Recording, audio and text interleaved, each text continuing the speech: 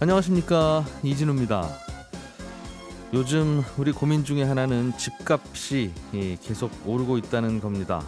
하반기 들어서 또 임대차 시장으로까지 이 불길이 번지면서 전세값, 월세값 계속 오르고 있는데요. 전문가들은 이 시장의 어려움을 풀기 위해서는 다들 공급을 늘려야 되겠다는 입장을 밝히고 있는데, 이 아파트 공급이라는 게 누구 말처럼 단기간 내에 찍어낼 수 있는 게 아니라서 내년에는 물량이 더 줄어들지도 모르는 전망까지 나오고 있습니다. 이런 상황에서 수요 억제로 일관하던 정부 정책의 변화의 가능성도 엿보인다는 게 또 우리 증권가에서 나오는 반응이기도 합니다. 오늘은 내년 주택시장에 대한 전망, 그리고 정부 정책에 혹시 어떤 변화가 생길 수 있을지, 이것을 금융시장의 눈에서 바라보는 전문가 한 분을 모시고 들어보겠습니다. 12월 2일 수요일 손에 잡히는 경제, 광고 듣고 바로 돌아오겠습니다. 자, 경제 뉴스들부터 챙겨 들어보겠습니다. 오늘은 에셋플러스의 김치영 경제뉴스 큐레이터 나오셨습니다. 어서 오세요. 네, 안녕하세요. 대한항공 그리고 네. 그 모 회사 한진칼, 여러 가지 복잡한 일들이 좀 있었어요. 그렇습니다. 법원이 일단은 대한항공 현재 경영진 편을 들어줬다. 산업은행의 입장과 일치하게 그런 그렇습니다. 판결이 나왔는데 무슨 일이 있었던 거예요? 이제 아시아나항공을 대한항공이 인수케 하기 위해서 예. 사는이 대한항공의 대주주인 한진칼의 증자에 참여하겠다. 예. 뭐 이런 계획을 발표를 했죠. 삼자 배정 유상증자에 5천억 원, 그리고 3천억 원은 교환사채로 투자한다. 이런 내용이 나왔거든요. 예. 그러자마자 이제 대한항공 하고 경영권 분쟁을 벌이고 있었던 KCGI 펀드라고 하는 곳, 그다음에 예. 조현아 전 부사장, 뭐 이른바 삼자연합이라고 하는데요. 그쪽에서 신주 발행을 하지 말아달라. 우리한테는 왜 신주를 안 주고 삼자 발행으로 사는 한테만 주식을 발행하느냐. 이거 불합리하다. 예. 이게 기존의 조원태 회장을 돕기 위한 것 아니냐. 그래서 네. 법원에다가 신주 발행 금지 가처분 신청이라는 걸 냈습니다. 우리는 기존 주주였고 네. 산업은행은 새로운 주주면 기존 주주한테 우선권 있는 거 아닙니까? 회사에 돈을 넣고 싶더라도 네. 우리 돈 넣겠다. 흔히 말하는 게 이제 그 유상증자를 하게 되면 주식 발행을 더 늘리게 되면 예. 일반인들은 보통 물타기라고 얘기를 하고요. 이제 희석된다라고 얘기해요. 주식 가치가 희석되고 지분율이 떨어지게 되거든요. 그 신주를 받지 않은 사람들 입장에서는. 예. 그러다 보면 경영권 분쟁을 하는 입장에서는 이제 그 분쟁에서 힘이 갑자기 반대쪽으로 쏠리게 되는, 사는이 이제 조원태 회장 손을 들어주게 된다라고 하면 예. 그런 것들을 고려해서 이제 신주 발행을 하지 말아달라고 신청을 했는데 재판부에서 신주 발행은 상법과 한진칼의 정관에 따라서 한진칼이 아시아나항공 인수와 통합항공사 경영이라는 경영 목적을 위해서 합법적으로 할 수 있는 것 같다라고 판단을 내려버렸습니다. 그렇다 예. 보니까 이제 그 합병이나 이런 것들이 예정된 대로 진행될 가능성이 높겠구나. 인수가 진행될 가능성이 높겠구나. 이렇게 얘기를 하고 있는 것입니다. 그렇군요. 그럼 KCGI하고 조현아 부사장 측은 법원 결정을 받아들인다는 쪽입니까? 아니면 다른 방법이 또 있어요? 일단은 어제 원론적인 입장만 내놨습니다. 가처분 신청 기각 결정이 상당히 유감스럽다라고 얘기를 했고요. 뭐 법원과 사법부의 고심은 이해가 되지만 이번 결정이 시장경제 원리와 상법, 자본시장 원칙에 부정적인 영향을 줄 것으로 우려가 된다. 그리고 한진칼 주주들의 어떤 여러 가지를 위해서 앞으로 경영진을 감시하고 기업 가치 개선을 위해 최선의 노력을 다하겠다 정도의 멘트만 내놨거든요. 예. 근데 여전히 불씨는 좀 시장에서 남아 있다라고 보고 있습니다. 그러니까 신주 발행 가처분 신청을 낸 것 말고도 신주 발행 취소와 같은 본안 소송에 들어갈 가능성도 사실은 있거든요. 그러니까 내부에서 어떻게 판단을 하고 있느냐의 문제고요. 예. 근데 다만 본안 소송은 시간이 굉장히 오래 걸립니다. 결론이 나기까지. 그렇다 보면 이제 아시아나항공 인수도 점점 멀어질 가능성이 높고, 그렇다 보면 실제로 대한항공의 값어치가 떨어질 가능성도 있어서 이 삼자연합 측이 그걸 그대로 할 것이냐라는 문제가 남아 있고요. 본안 소송을 안 하고 인수 쪽으로 간다 하더라도 공정위가 이제 그 아시아나항공과 대한항공이 합쳐지는 결합됐을 문제에 경우에 대해서? 예. 독과점 문제에 대해서 어떻게 판단하느냐 문제도 좀 남아 있습니다. 그것도 변수다. 예. 사실은 이게 한진칼, 대한항공 여기서 싸우는 모습이지만 실제 본질은 네. 대한항공이 걱정돼서라든가 대한항공을 좀 어떻게 해보려고 하는 게 아니라 네. 아시아나항공이 저대로 두면 저거 큰 골칫거리니까 그렇습니다. 저걸 어떻게 하지? 지금은 일단 아시아나에 돈 빌려준 게 정부가 돈 빌려줘서 지금 살리고 있으니 계속 정부 돈 들어갈 수도 없고, 네네. 그래서 대한항공한테 일단은 떠맡기고, 그 대신 대한항공도 뭐 선물 하나 줘야 이제 그 이른바 골칫거리를 떠안을 수 있으니까, 당장은 골칫거리니까요. 그렇습니다. 그래서 그러면 지금 경영권 분쟁하고 있는데 산업은행이 당신들 편 좀 들어줄 테니 당분간은 이걸 좀 떠맡는 걸로 딜을 하지 않겠소. 이제 이런 물밑 거래가 오간 걸로 시장에서는 보고 있는 거죠. 예, 그렇습니다. 아시아나항공이 지금 부채가 11조 2천억이나 되거든요. 예. 그렇다 보니까 이걸 해결하기 위해서는 앞서 말씀드린 대로 코로나 사태나 이런 것 때문에 항공업 자체가 굉장히 위기인 상황에서 이대로 두면 지금 해운 산업하고 비슷한 상황이 나지 않을까를 고민하는 것 같아요. 예. 지난번에 한번 해운 컨테이너 가격 뭐 이런 얘기 했지 않습니까? 한진해운이 파산하고 난 이후에 우리가 가지고 있는 뭐 컨테이너 선봉량이나 이런 것들이 급격히 떨어지고 나중에 정말로 경기가 회복됐을 때 여러 가지 문제가 발생하다 보니 예. 항공산업도 큰 회사 두 개인데 하나가 없어지게 되면 여러 가지 문제가 발생할 것 같다는 게 이제 사능과 정부의 판단인 것 같고요. 어떻게든 살려보겠다.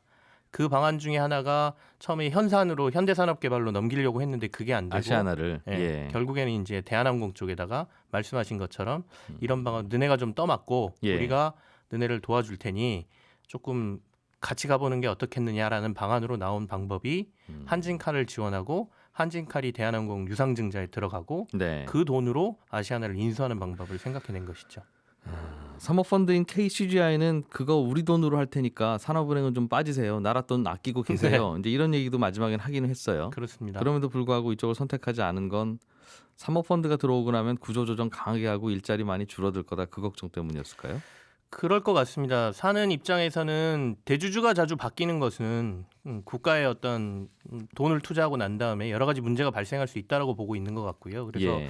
조원태 회장이 일단은 현재 대주주기 때문에 현재의 대주주를 지원하는 게 맞다라고 1번은 판단했을 것 같고요. 두 번째는 말씀하신 것처럼 사모펀드가 들어왔을 때 펀드들의 본질은 사실은 구조조정이나 이런 M&A 쪽에 들어왔던 펀드들은 결국에는 차익을 가지고 나중에 나가는 게 이 펀드의 본질이지 않습니까? 그렇다 보면 기업의 이익을 최대한 끌어올리기 위해서 뭐 인원 구조조정부터 시작해서 사업 구조조정이라든지 여러 가지가 진행될 가능성이 높아지는 것이죠. 그러면 또 그게 또 정부 입장에서는 부담이기 때문에 나라 돈 넣고 왜 이렇게 구조조정 세게 하느냐 내지는 여러 가지 문제가 나올 수 있지 않습니까?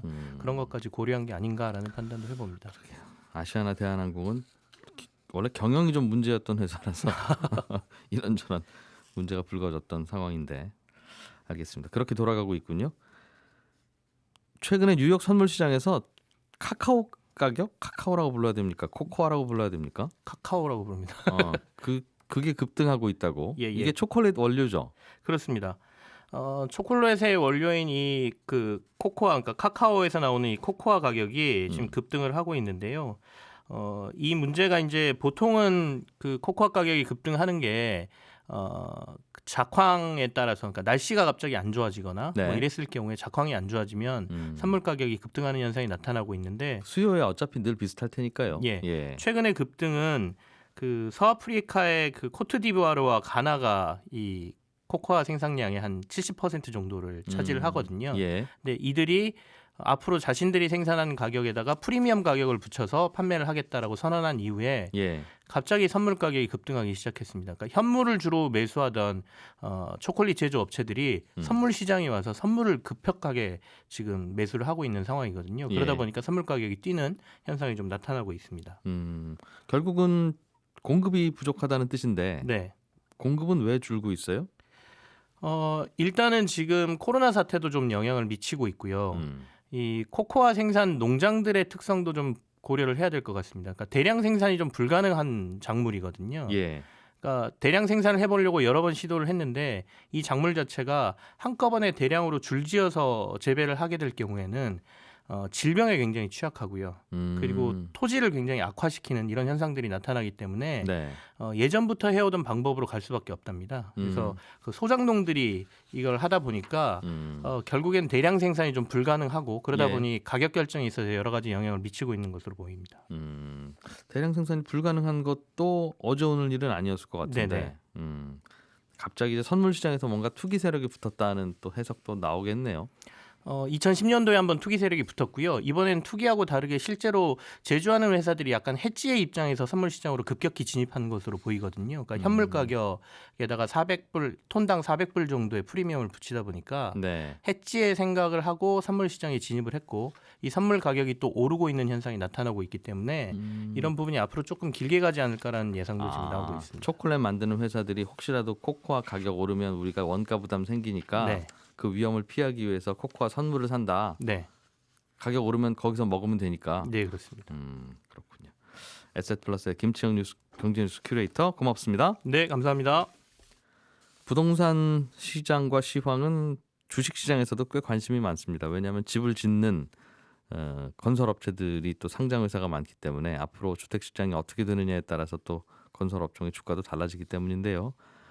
유진투자증권의 김열매 연구원 전화로 연결해서 부동산 시장 내년 전망 집중적으로 좀 여쭤보겠습니다. 안녕하십니까? 네, 안녕하세요. 예.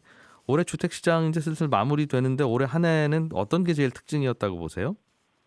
작년까지는 서울을 중심으로 한 상승세 그리고 고가주택 중심의 상승이었다면 올해는 수도권과 지방광역시 그리고 중저가 주택의 가파른 상승이 특징적이었다라고 볼 수 있을 것 같습니다.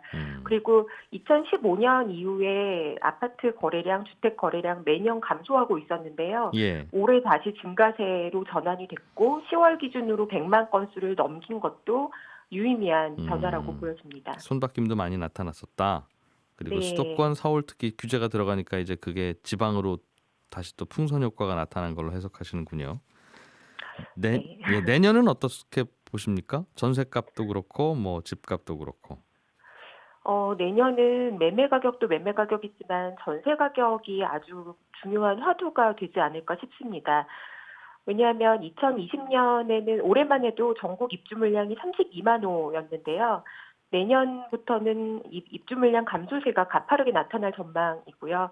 21년에 전국은 27만 호이고 서울이 또 심하게 감소한다는 걸 많이 보셨을 텐데 올해 5만 호에서 내년은 2만 7천 그리고 22년 되면 1만 7천으로 계속해서 감소하기 때문에 네. 입주 물량이 감소하는 구간에서 전세 가격 상승세가 예상이 되는 상황입니다. 왜 입주 물량이라는 건 이제 새로 지어진 아파트겠죠, 주로?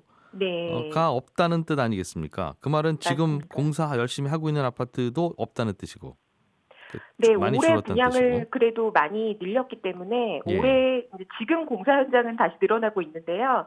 아파트를 짓는 기간이 2, 3년 정도 걸리는 걸 감안하면 다시 입주가 늘어나는 시점은 23년도가 될 전망입니다. 그 내년 내후년은 새로 입주하는 아파트가 없다. 그 네. 말은 재작년, 작년 이렇게 해서 새로 착공하는 아파트가 없었기 때문이라고 봐야 되겠습니까?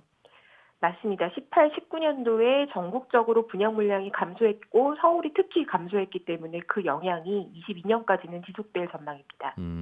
그때는 왜 분양 물량이 그때 줄었을까요? 한 2, 3년 전인데도 잘 기억이 안 나서. 이게 좀 복잡한데요. 예. 규제가 이제 핀셋 규제가 전국적으로 돌아가면서 나오면서 분양 스케줄이 약간씩 딜레이된 부분이 있고요. 예. 두 번째는 재개발, 재건축 같은 경우 특히 재건축의 규제가 강화되면서 아직도 분양을 못한 사업장도 보이는 상황입니다. 그때 사업이 진행되다가 이제 규제가 나타나면서 스톱됐군요. 네, 딜레이 됐거나 늦어져서 올해 분양한 것도 있고 아직 못한 것도 있다 이렇게 보시면 될 것 같습니다. 그렇군요. 2023년 2, 3년 후에는 좀 늘어나요, 그러면? 올해 분양한 것이 좀 있어서 그렇습니까? 네, 올해 하반기 분양이 크게 늘어났고 12월 달 한 달에만 해도 7만에서 10만까지도 지금 분양 예정이 돼 있거든요. 그래서 올해 분양한 것들의 효과는 23년에는 증가로 다시 전환이 됩니다. 예. 그게 서울 안에 있는 아파트들도 꽤 있어요? 아니면 주변의 아파트들입니까? 서울 같은 경우는 올해도 분양을 그렇게 눈에 띄게 많이 하지는 못했고요. 예.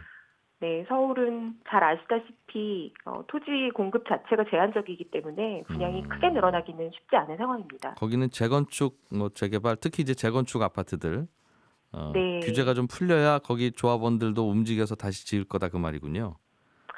네, 지금 분양가 상한제하고 재건축 초과이익 환수제 이 두 가지가 아주 중요한 규제인데요. 예. 분양가를 높이지 못하면 조합원들의 분담금이 올라가기 때문에 이 부분이 협의가 계속 지연되고 있는 사업이 꽤 있습니다. 특히 잘 아시다시피 아주 큰 사업장이 서울의 둔촌 주공인데 여기 예. 같은 경우는 12,000세대가 분양가 협의가 안 돼서 지금 2, 3년 정도가 딜레이 되고 있는 상황입니다. 그렇군요. 거기는 다 이제 헐고 이사를 가셨던데도 그 다음 진도가 잘 안 나가는군요.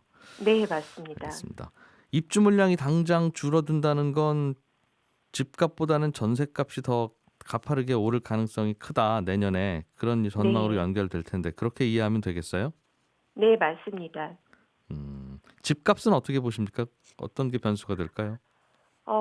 지금은 이제 다시 전세 가격이 올라가고 있기 때문에 예. 전세 가격 상승으로 인해서 실수요자들이 전세에서 매매로 전환하는 수요가 다시 강해질 거라고 보여지고요. 음, 갭 투자라고 하죠. 그 전세와 매매 가격의 차익만큼 내고 집을 사는 수요도 다시 증가할 가능성이 높아 보입니다. 그래서 내년에는 매매 가격도 재차 상승할 가능성이 높아지고 있습니다. 전세 가격이 올라서 네. 근데 그 부분에 대해서는 당연히 전세가 오르고 집값과 별 차이가 없으면 그냥 이 돈 주고 전세 끼고 살까 하는 생각은 할 수 있을 텐데 네. 그거는 무주택자가 그런 선택을 내릴 가능성은 있겠습니다만 그렇죠. 다 집이 한 채 있거나 두 채가 있는데도 추가로 사면 지금은 세금 부담이 커져서 그 선택하기가 네. 쉽지는 않을 텐데 네. 그러면 무주택자들이 사들이는 수요 때문에 집값이 오를 거다 그렇게 보시는 건가요?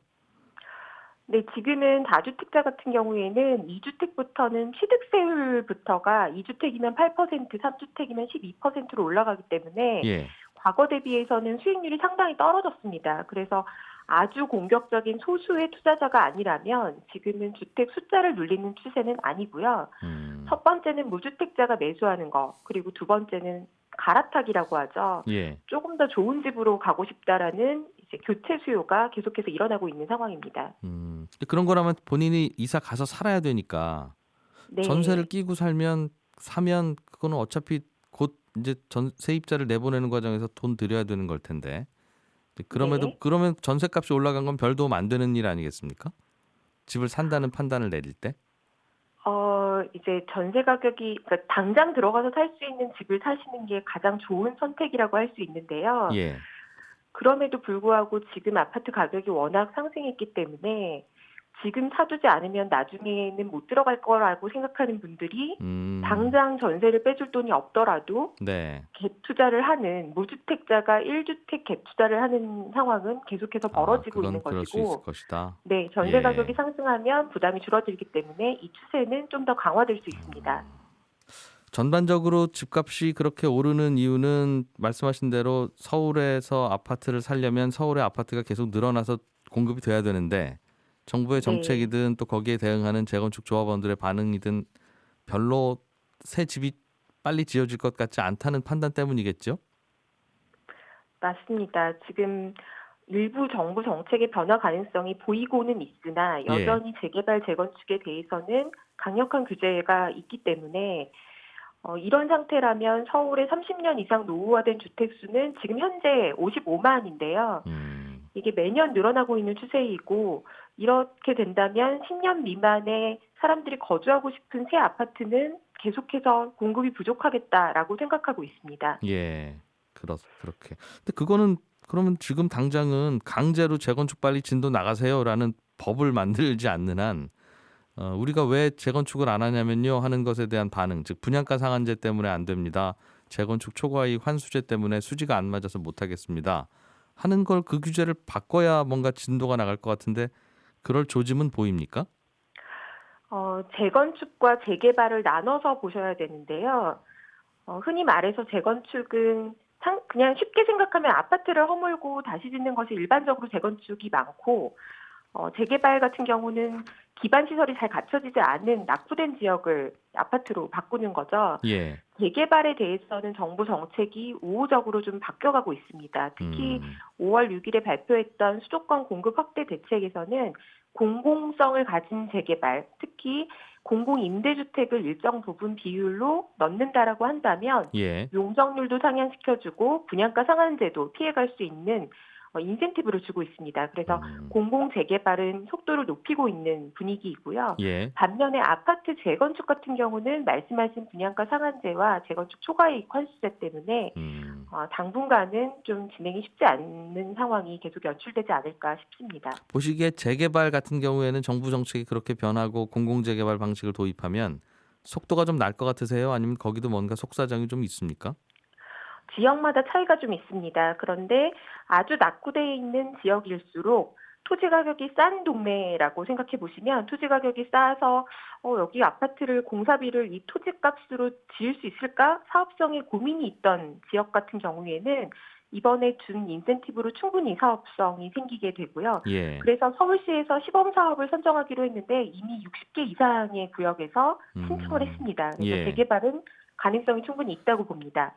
그게 진행되면 그게 공급되는 분양되는 시기는 어느쯤일까요? 그게 이제 집값이 좀 안정화될 수 있는 희망을 가질 만한 시기일 수도 있어서 질문 드리는 건데요. 네, 지금 시범 사업이 선정 예정인 것은 내년 3월 서울시에서 발표 예정이고요. 예. 재개발 같은 경우에는 이주 기간 같은 것들이 상당히 걸리기 때문에 또 이게 뭐 1년 안에 이렇게 보기는 어렵고 네. 2, 3년은 봐야 되지 않을까 이렇게 생각이 듭니다. 그것도 네. 3, 4년 후에야 뭔가 물량으로 나오기 시작하겠군요.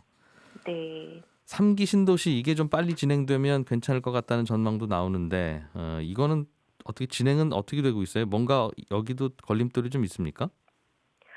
3기 신도시도 토지 보상에 대해서 지역별로 조금 구역마다 예. 그 토지주들과의 설득과 토지 보상이 있어야 되기 때문에 시간이 약간 걸리는 걸로 알고 있고요. 예. 이거를 마냥 기다릴 수는 없고 청약시장 열기가 뜨겁다 보니까 정부에서는 내년 하반기부터 사전 청약을 먼저 시작하기로 했습니다. 예. 3기 신도시 전체 물량이 17만 호 정도 되는데요. 이 중에서 8만 호를 4만으로 나눠서 21년 하반기 4만 호, 22년에 4만 호 이렇게 절반 정도는 사전 청약을 할 예정입니다. 예. 내년 하반기, 후년 하반기에 먼저 분양한다는 거군요. 실제 입주는 네, 언제든 간에. 네, 입주는 조금 또 25년 이후로 시간이 알겠습니다. 걸릴 것으로 보고 있습니다. 상황이 그렇군요. 잘 들었습니다. 고맙습니다. 네, 감사합니다. 네, 유진투자증권의 김열매 연구원이었고요. 손에 잡히는 경제는 오늘 여기서 마무리하고 또 내일 아침 8시 30분에 재미있는 주제로 찾아오겠습니다. 이진우였습니다. 고맙습니다.